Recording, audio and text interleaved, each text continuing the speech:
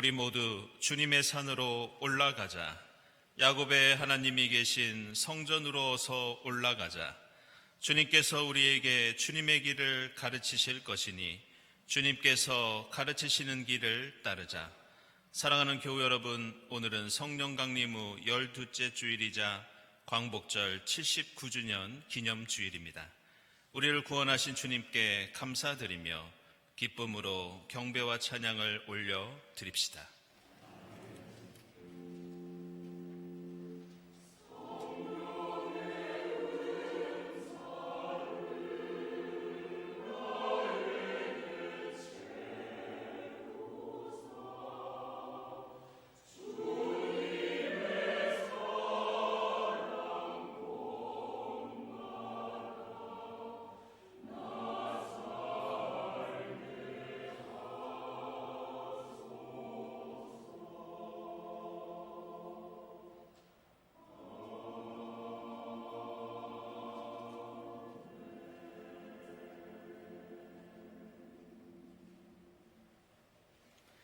주님, 내가 깊은 물속에서 주님을 불렀습니다.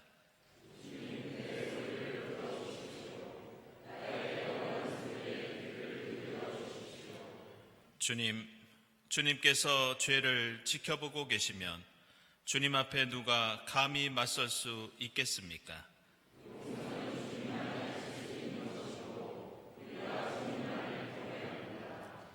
내가 주님을 기다린다. 내 영혼이 주님을 기다리며 내가 주님의 말씀만을 바란다.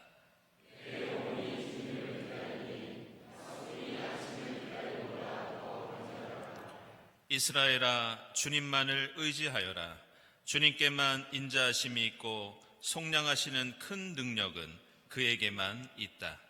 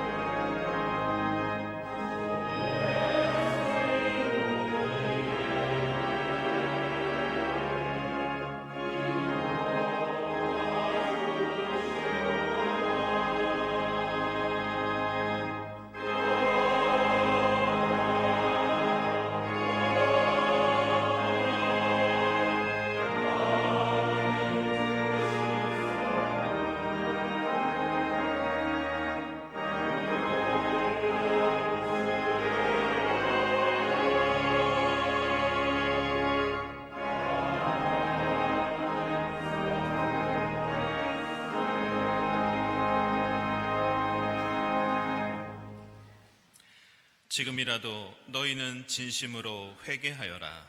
나 주가 말한다. 금식하고 통곡하고 슬퍼하면서 나에게로 돌아오너라. 옷을 찢지 말고 마음을 찢어라. 우리의 회개를 기다리시는 주님께 우리 모든 죄를 고백합시다.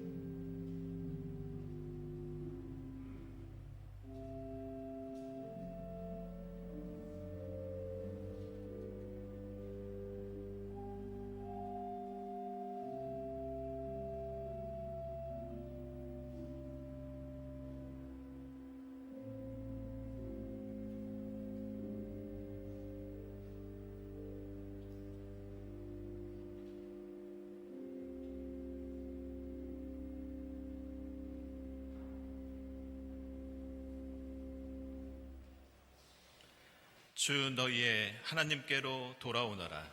주님께서는 은혜롭고 자비로우시며 오래 참으시며 한결같은 사랑을 늘 베푸시고 불쌍히 여기는 마음이 많으셔서 뜻을 돌이켜 재앙을 거두기도 하신다. 이 말씀에 의지하여 우리 모든 죄가 용서받았음을 선언합니다. 아멘.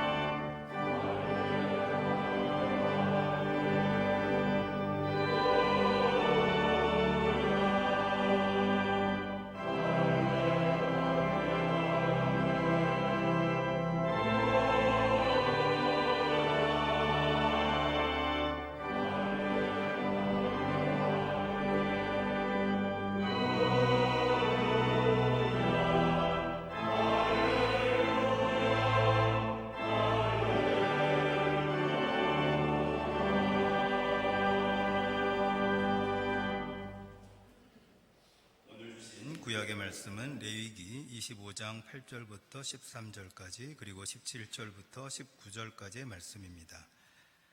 안식년을 7번 세워라. 7년이 7번이면 안식년이 7번 지나 49년이 끝난다. 일곱째 달 열흘날은 속죄일이니 너희는 뿔나팔을 크게 불어라. 나팔을 불어 너희가 사는 온 땅에 울려 퍼지게 하여라. 너희는 50년이 시작되는 이 해를 거룩한 해로 정하고 전국의 모든 거민에게 자유를 선포하여라. 이 해는 너희가 희년으로 누릴 해이다.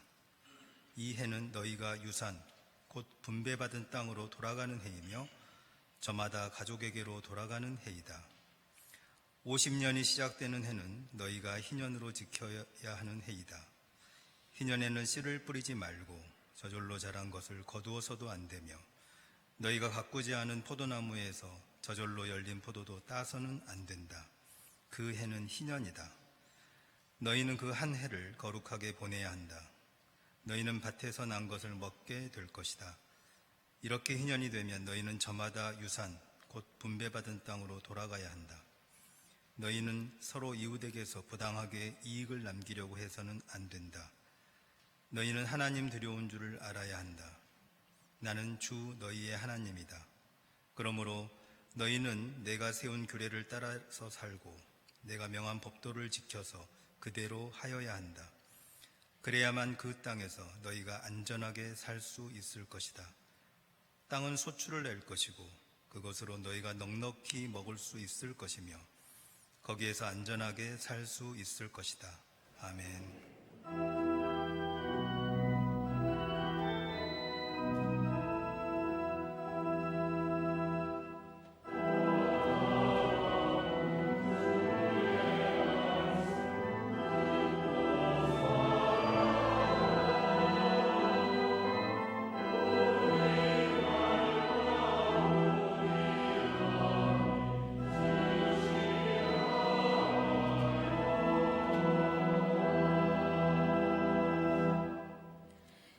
오늘 주신 서신의 말씀은 로마서 10장 9절부터 13절까지입니다. 당신이 만일 예수는 주님이라고 입으로 고백하고 하나님께서 그를 죽은 사람들 가운데서 살리신 것을 마음으로 믿으면 구원을 얻을 것입니다. 사람은 마음으로 믿어서 의에 이르고 입으로 고백해서 구원에 이르게 됩니다. 성경은 그를 믿는 사람은 누구나 부끄러움을 당하지 않을 것이다 하고 말합니다. 유대 사람이나 그리스 사람이나 차별이 없습니다. 그는 모든 사람에게 똑같이 주님이 되어주시고 그를 부르는 모든 사람에게 풍성한 은혜를 내려주십니다. 주님의 이름을 부르는 사람은 누구든지 구원을 얻을 것입니다. 아멘.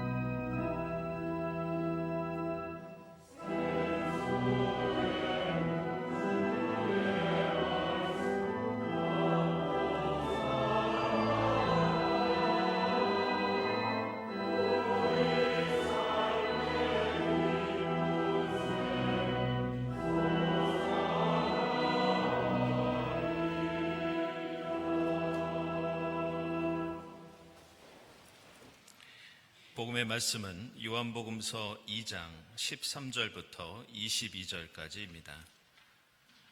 유대 사람의 유월절이 가까워져서 예수께서 예루살렘으로 올라가셨다. 그는 성전뜰에서 소와 양과 비둘기를 파는 사람들과 돈 바꾸어 주는 사람들이 앉아 있는 것을 보시고 노끈으로 채찍을 만들어 양과 소와 함께 그들을 모두 성전에서 내쫓으시고 돈 바꾸어 주는 사람들의 돈을 쏟아 버리시고 상을 둘러 엎으셨다. 비둘기 파는 사람들에게는 이것을 걷어치워라. 내 아버지의 집을 장사하는 집으로 만들지 말아라 하고 말씀하셨다. 제자들은 주님의 집을 생각하는 열정이 나를 삼킬 것이다 하고 기록한 성경 말씀을 기억하였다. 유대 사람들이 예수께 물었다. 당신이 이런 일을 하다니 무슨 표징을 우리에게 보여주겠소? 예수께서 그들에게 말씀하셨다. 이 성전을 허물어라. 그러면 내가 사흘 만에 다시 세우겠다. 그러자 유대 사람들이 말하였다. 이 성전을 짓는데 46해나 걸렸는데 이것을 사흘 만에 세우겠다고요? 그러나 예수께서 성전이라고 하신 것은 자기 몸을 두고 하신 말씀이었다. 제자들은 예수께서 죽은 사람들 가운데서 살아나신 뒤에야 그가 말씀하신 것을 기억하고서 성경 말씀과 예수께서 하신 말씀을 믿게 되었다. 아멘.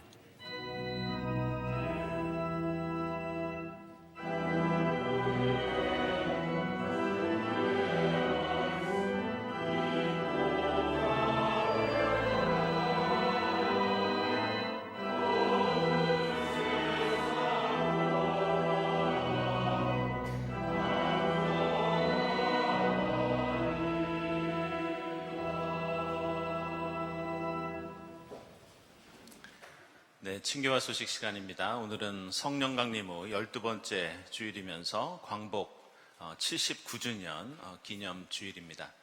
오늘 이 자리에 함께 하신 교우들, 또 온라인으로 예배드리는 교우들 환영하고요. 오늘 우리 교회 처음 오신 분들 환영합니다. 교회에 대해서 궁금한 점이나 또 등록을 원하시는 분들은 세교실을 찾아주시기 바랍니다. 우리 주위에 계신 분들과 함께 평화 인사 나누겠습니다. 주님의 평화를 빕니다.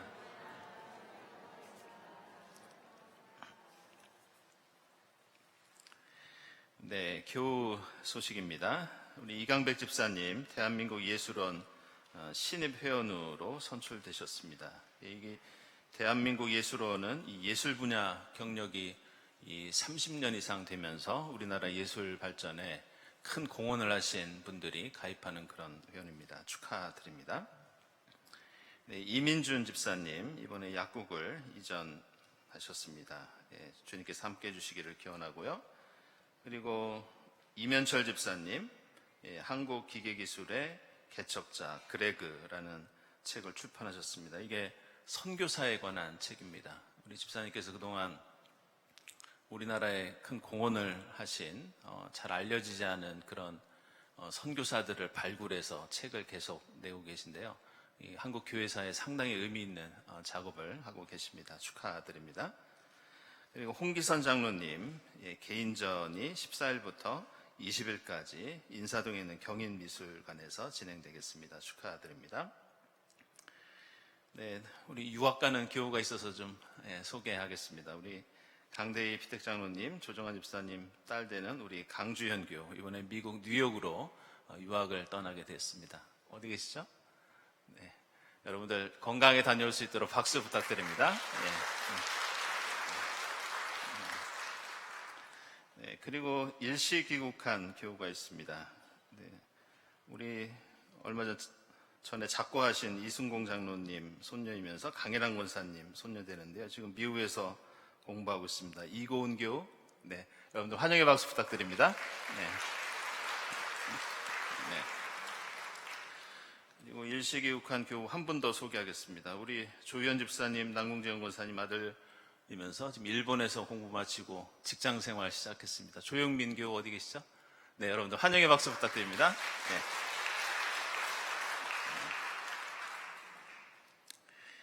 네, 그리고 한 가지 알려드릴 것은 우리 하상훈 교우 또 강신하 집사님 꽃들임 하셨는데요. 돌아오는 8월 17일은 우리 여의 강원현 목사님 18주기입니다. 우리 목사님 남기신 또 사실 삶과 신앙을 되새기면서 또 추모하는 그런 일주일을 보낼 수 있기를 바랍니다. 기도회와 모임 광고 주보 참고해 주시고요. 평화위원회 평화를 위한 행진 15일부터 17일까지 고성에서 진행되겠습니다. 그리고 문화예술위원회 독서 모임 다음 주일에 있고요. 또 문화예술위원회 주간 세미나 25일에 진행되겠습니다.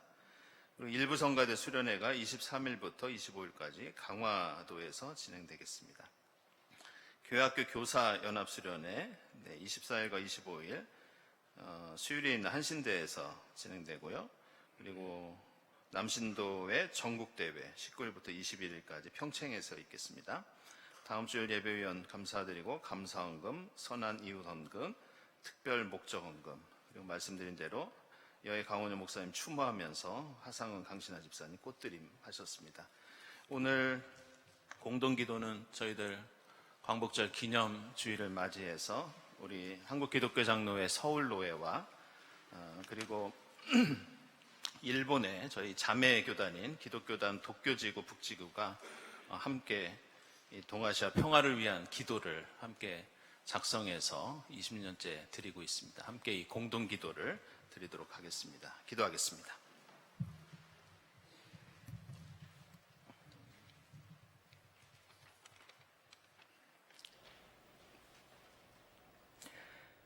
역사의 주인이신 하나님, 저희를 하나님의 형상대로 창조하시고 살아갈 시간과 공간을 만들어주신 은총에 감사와 찬양을 드립니다. 한일 양국이 동아시아 평화를 위해 기도한 지 20년이 지났지만 안타깝게도 현실은 변화되지 않았습니다. 사랑보다 힘의 논리를 앞세우고 빈부격차는 심해지며 탐욕의 횡포가 더해갑니다. 저희로 하여금 섬김의 도를 실천하고 욕심을 내려놓고 빈 마음으로 살아가게 하옵소서. 생명의 주인이신 하나님, 인간의 탐욕으로 세상은 더 파괴되고 있습니다. 기후는 위기를 넘어 재앙의 상태로 가고 있습니다. 후쿠시마 오염수 문제는 여전히 해결되지 못했습니다. 하라오키는 자본을 우선하는 생명 경시의 문화를 거부하고 이웃과 연대하는 생명 우선의 문화를 만들게 하옵소서. 평화를 원하시는 하나님, 지구촌 곳곳에서 전쟁이 일어납니다. 저희 모두에게 자비를 베풀어 주옵소서. 팔레스타인, 우크라이나, 미얀마의 평화를 이루어 주옵소서. 오키나와에서 주민의 목소리를 외면하고 군사기지를 강화하며 사람들을 폭력으로 탄압하는 일을 멈추게 하옵소서. 분단의 아픔 속에 있는 한반도를 불쌍히 여기사 남과 북이 적대 관계를 멈추고 신뢰를 회복하며 일본이 추진하는 군사 대국화를 바로잡아 모두가 함께 평화를 이루게 하옵소서. 치유와 회복의 주인이신 하나님, 여전히 과거에만 천착하는 저희를 불쌍히 여겨 주옵소서. 더디어도 회개하고 화해하며 평화의 길을 꾸준히 걸어갈 수 있도록 인내와 지혜를 허락하옵소서. 없어져야 할 것을 제거하고 있어야 할 것을 만들 수 있도록 도와주옵소서. 양 교회를 평화의 도구로 사용하여 주옵시고 의를 위해 서로 한마음이 되게 하옵소서. 우리 주 예수 그리스도의 이름으로 기도드립니다. 아멘.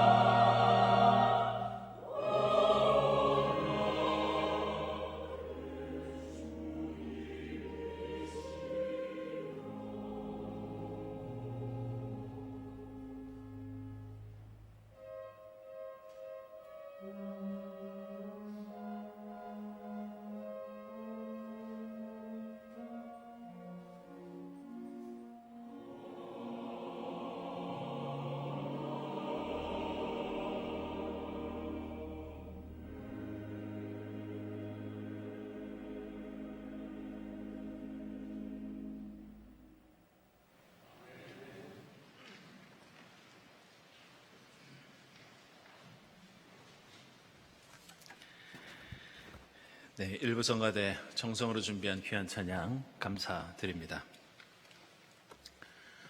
오늘 우리가 이 광복절 기념주의를 지키는 것은 단순히 과거에 있었던 일제 식민 통치로부터 해방되었던 역사적 사건을 회고하는 데에만 목적이 있는 것은 아닙니다. 우리는 1945년 오랜 일제의 억압으로부터 벗어났지만 그 이후에 우리의 근현대 역사를 생각해 보면 사실은 해방이라는 말이 무색할 정도로 전쟁과 폭력과 억압과 갈등으로 점철된 시대를 지금까지 살아오고 있다는 것을 느낄 수 있습니다. 무엇보다 안타깝게도 한국교회는 이 분단사회를 살아오면서 전쟁과 폭력을 겪고 여러 가지 정치적인 격동의 시기를 경험하면서 예수의 십자가와 부활에 담겨있는 용서와 화해와 사랑의 가치를 외면해 왔습니다.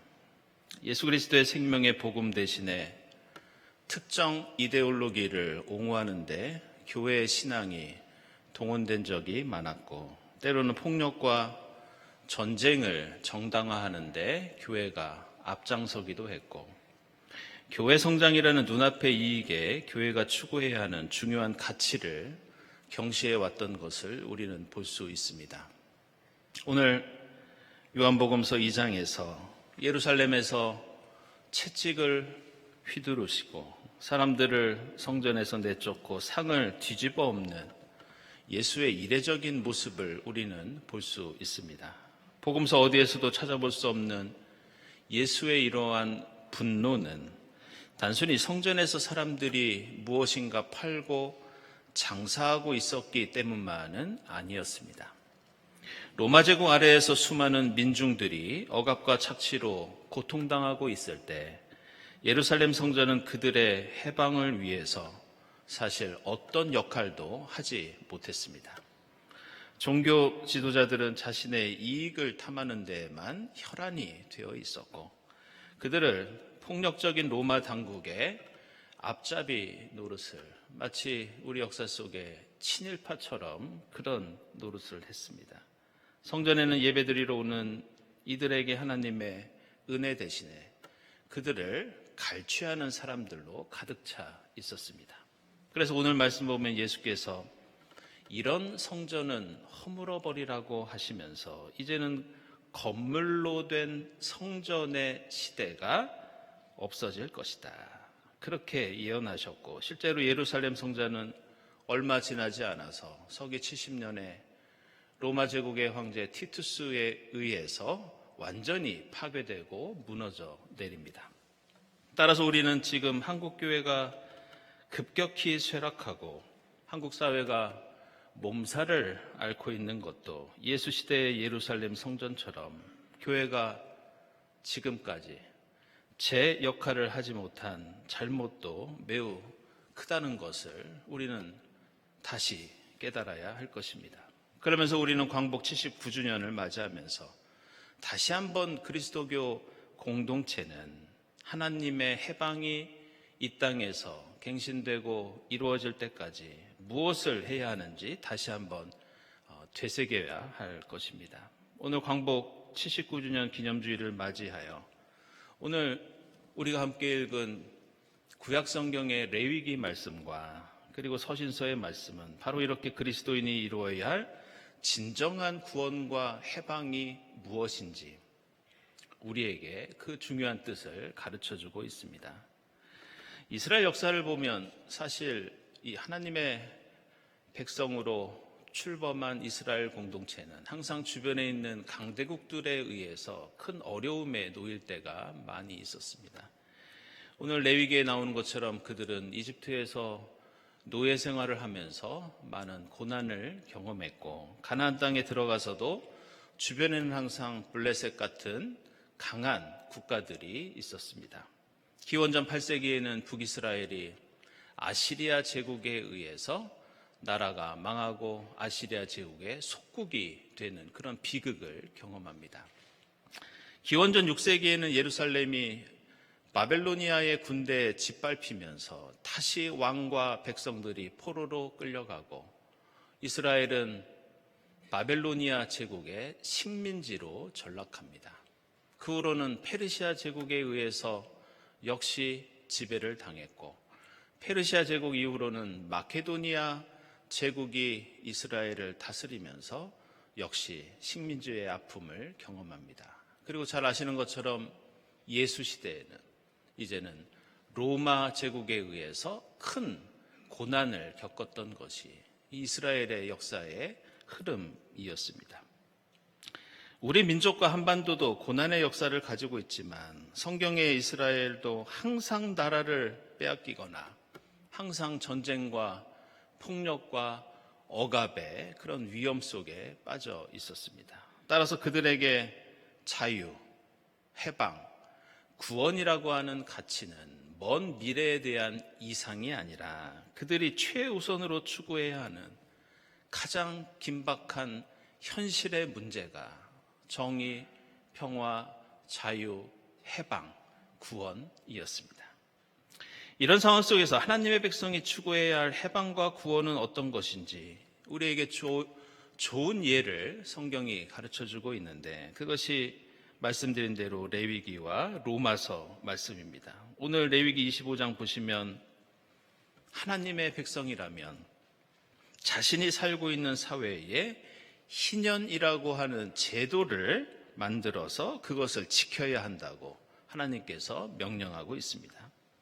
이 희년 제도의 내용은 한마디로 하나님을 믿는 사람들과 그들이 살고 있는 그 사회에는 어떤 차별과 억압과 착취가 있어서는 안 된다는 그러한 하나님의 엄중한 명령이었습니다.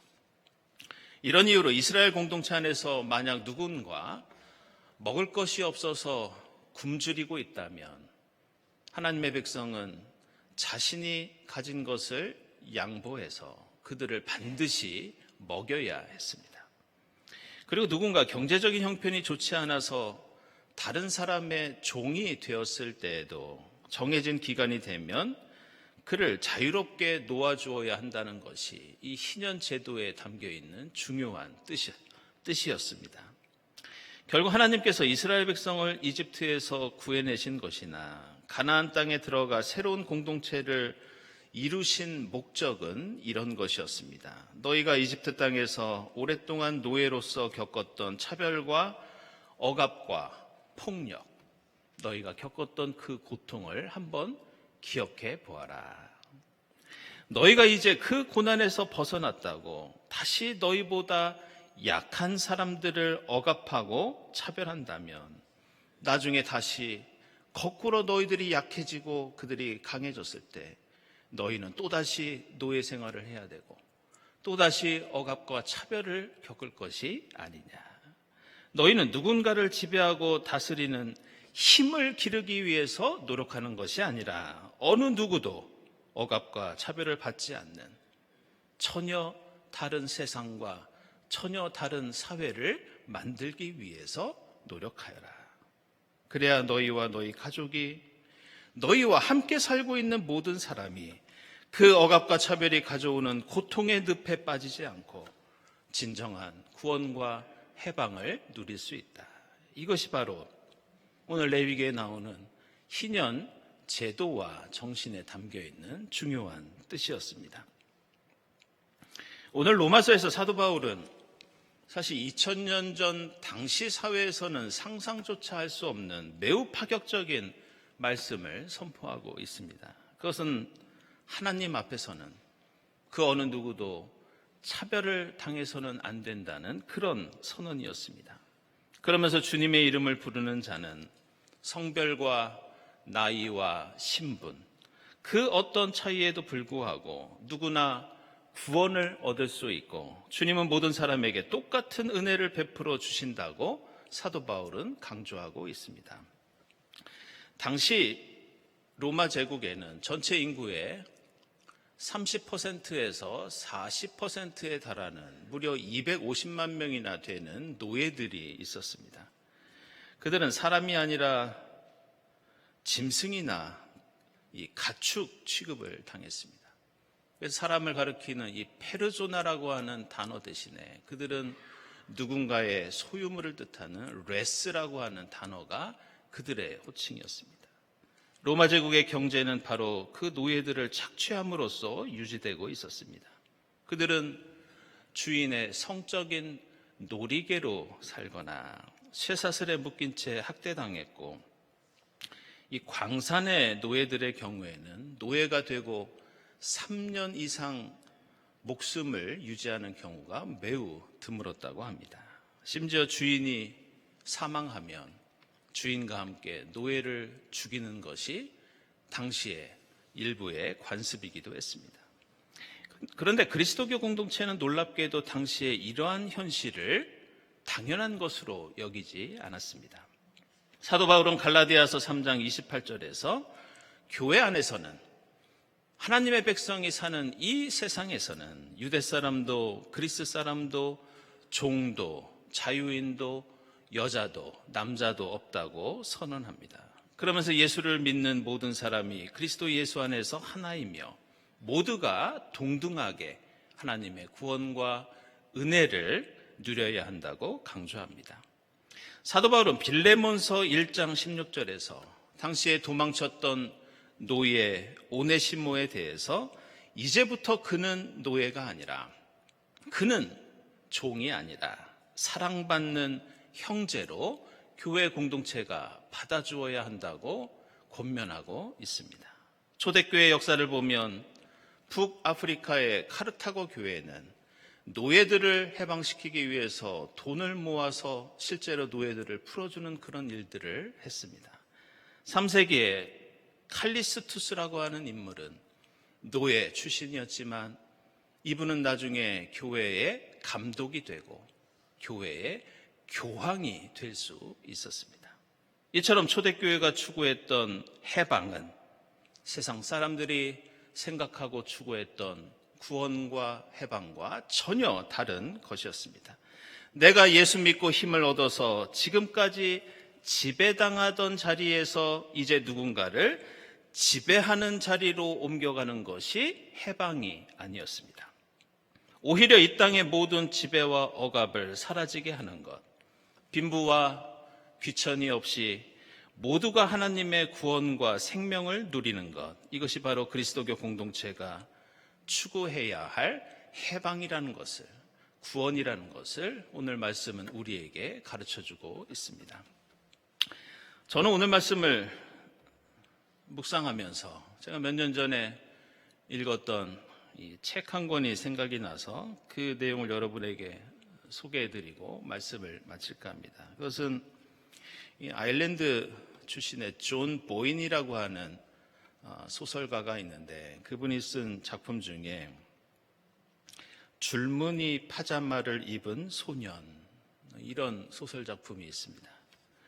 이 소설은 1940년대 초반에 이 나치에 의해서 세워진 아우슈비츠 강제 수용소 주변에서 일어났던 일을 배경으로 쓴 그런 작품입니다. 그리고 이 소설은 몇 년 전에 같은 제목의 영화로도 제작이 되어서 아마 여러분들 가운데서도 이 줄무늬 파자마를 입은 소년이라는 영화를 보신 분들이 계실 겁니다.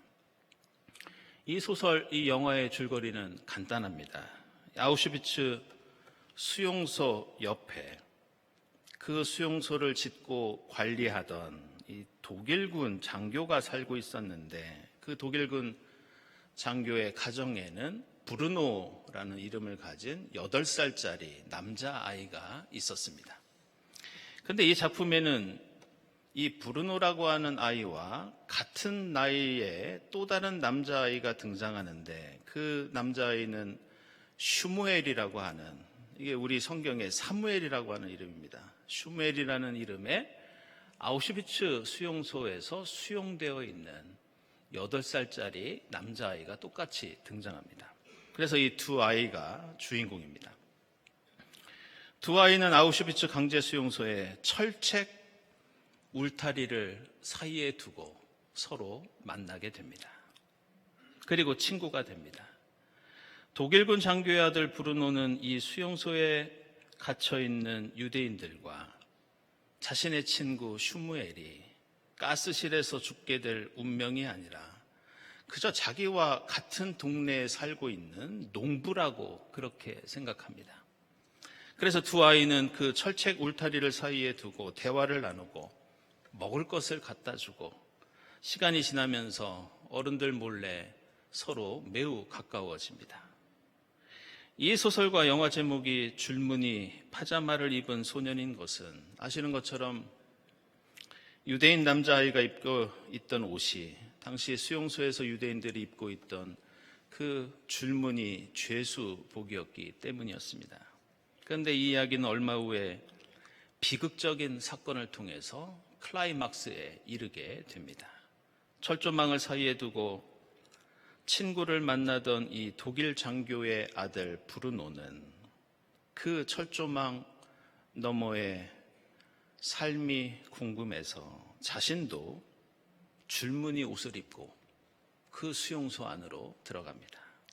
그리고 두 아이들은 다른 줄무늬 옷을 입은 사람들의 행렬에 끼어서 그렇게 가스실에 들어가서 그 가스실에서 죽게 된다는 얘기가 이 소설과 영화의 줄거리입니다. 저는 이 소설을 보면서 그런 생각을 했습니다.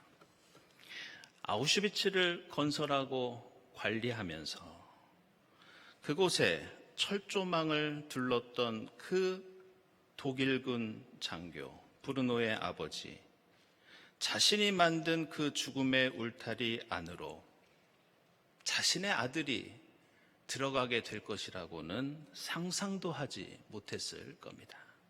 그 울타리 안에는 누가 들어가냐? 내가 싫어하는 사람, 내가 혐오하고 증오하는 사람, 내가 생각하기에 죽어 마땅한 사람들만 그곳에 들어가서 내 눈앞에서 그 사람들이 깨끗하게 사라질 것이라고 기대하고 생각했을 것입니다.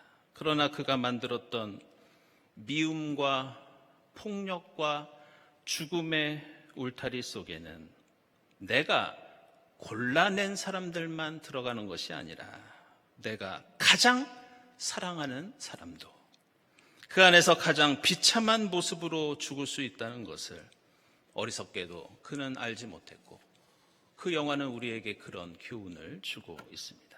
1945년 일제 식민지배 해방 이래로 지금까지 우리가 살아온 이 땅의 역사를 생각해 보면 그동안 우리는 얼마나 많은 미움의 웅덩이를 파고 폭력의 철조망을 치고 차별의 줄무늬를 옷을 입혀서 누군가를 고통당하게 했는지 모릅니다. 우리는 그 웅덩이에 내가 가장 사랑하는 사람이 빠질 수도 있고 내 가족과 교우와 친구들이 그 옷을 입고 철조망 안으로 들어갈 수 있다는 생각을 우리는 어리석게도 전혀 하지 못하고 지금까지 살아오고 있습니다. 심지어 교회와 그리스도인조차도 누군가를 차별하고 억압하고 배제하는 데에 동조하고 앞장서 왔다는 것을 우리는 잘 알고 있습니다. 그러나 분명히 우리가 미움과 배제와 폭력의 울타리를 조금씩 넓혀갈수록 내가 아끼는 누군가가 그 울타리 안으로 들어갈 수밖에 없다는 것을 역사가 가르쳐주고 있고 우리는 그 현실을 우리가 살고 있는 이 한반도에서 우크라이나에서 팔레스타인 땅에서 그 현실을 똑똑히 보고 있습니다. 오늘 광복절 기념주일을 맞이하면서 이 예배가 과거의 역사적 사건을 회고하는 자리가 되는 것이 아니라 이 시대의 나와 우리의 해방을 위해서 고민하고 결단하는 자리가 되어야 할 줄로 믿습니다. 우리 모두 예수의 십자가와 부활의 뜻을 마음에 품고 용서와 화해와 생명의 울타리를 이 땅에, 이 사회에 조금씩 넓혀갈 때 이 땅에서 하나님께서 베푸시는 진정한 구원과 해방을 나뿐만이 아니라 우리 모두가 함께 누리고 나누게 될 줄로 믿습니다. 기도하겠습니다.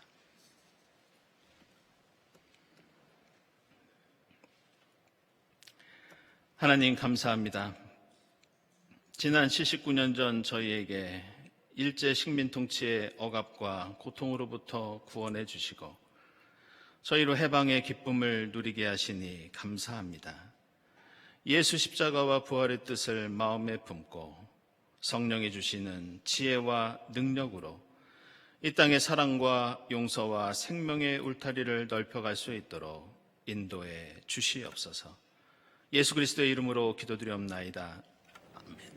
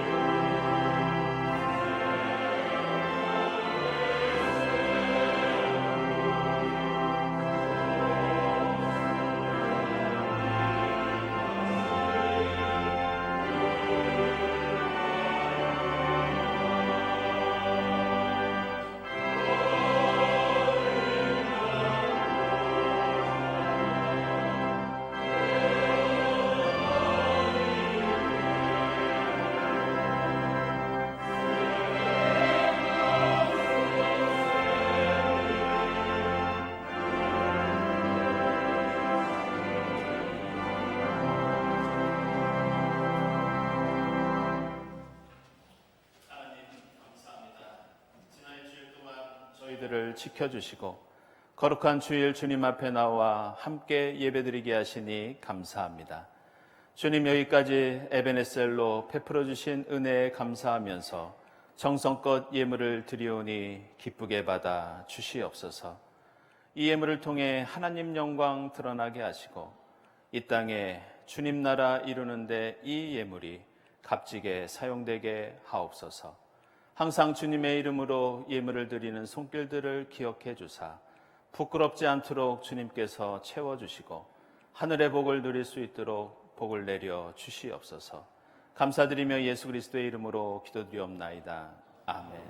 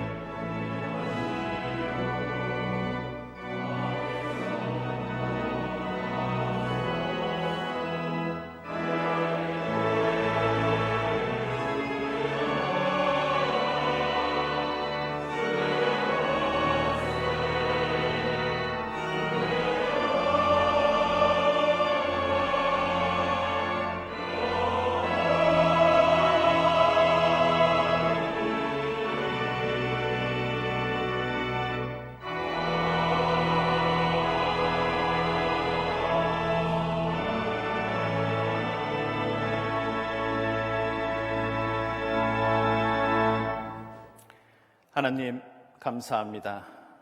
79년 전 저희를 식민 통치의 억압과 고통으로부터 해방시켜 주시고 저희에게 구원의 기쁨을 맛보게 하시니 감사합니다. 예수 그리스도의 십자가와 부활을 믿는 그리스도인으로서 우리가 속해 있는 가정과 교회와 이 역사 속에서 사랑과 화해와 생명의 울타리를 넓혀가는 저희 모두가 되도록 인도해 주시옵소서.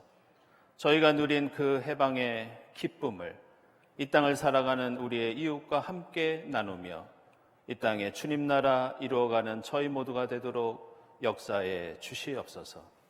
이 모든 감사와 간구 위에 성부와 성자와 성령 삼위일체 되신 하나님의 은총이 지금부터 영원까지 함께하옵시기를 간절히 축원하옵나이다. 아멘.